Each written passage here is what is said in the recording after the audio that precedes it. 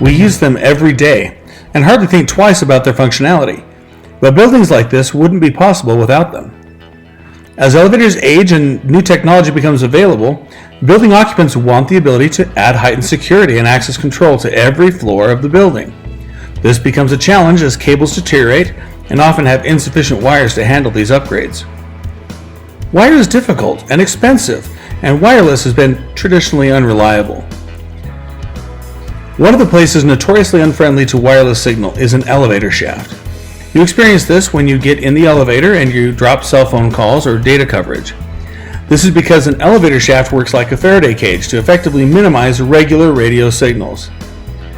But SureFi is not a regular radio signal, and elevator shafts are no match for SureFi. I have attended multiple elevator installations, and it amazes me how many places in their control systems a SureFi can actually be used, making these installations easy and cost-effective. Here, to require credentials to call the elevator, this prevents unauthorized persons from waiting in the elevator until someone on a secured floor calls the elevator, allowing non-credentialed access to the controlled floor. The next place is here behind the floor button panel, inside the elevator car. This allows you to add access control for individual floors on the inside of the elevator without needing extra cable, which can be extremely expensive, or having installers zip tying additional wires along the full length of the traveler cable. This severely hampers its reliable operation, even its ability to pass inspection. Next, a SureFi can be used between the elevator control device and the elevator control unit. This allows the elevator control device to be easily accessible instead of being parked on top of a difficult to reach elevator car.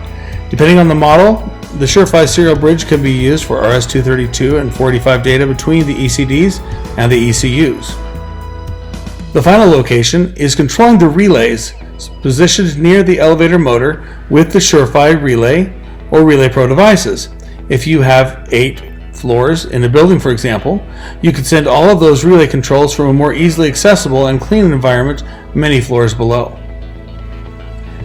Errol from Specialized is here to discuss his elevator install with the SureFi.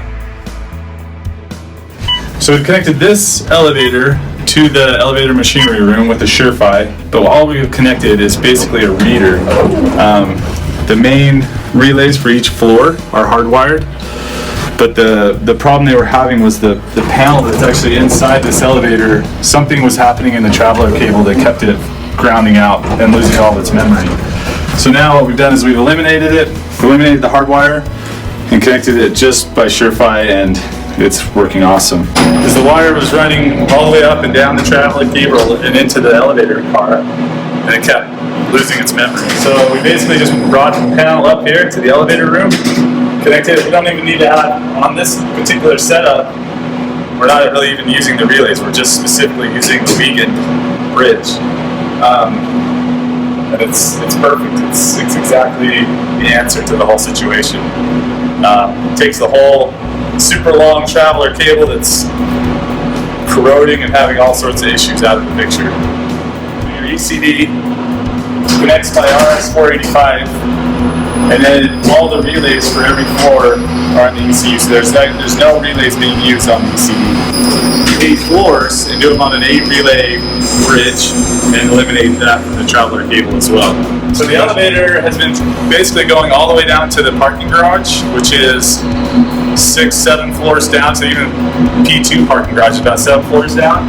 And we've always had full signal strength all the way down through this out of this concrete room and down 7 or 8 floors. So I asked Errol, what would you do if you didn't have SureFi? I would have to ride on the elevator, we'd have to run a whole new wire and zip tie it basically to the traveler cable all the way down. We've done it before already. This has taken us half a day, 6-8 hours to do it. And it's ghetto. It doesn't look good. Most elevator inspectors wouldn't let that fly anyway. And final test, it works. So next time you need to do elevator control, use SureFi and do it right.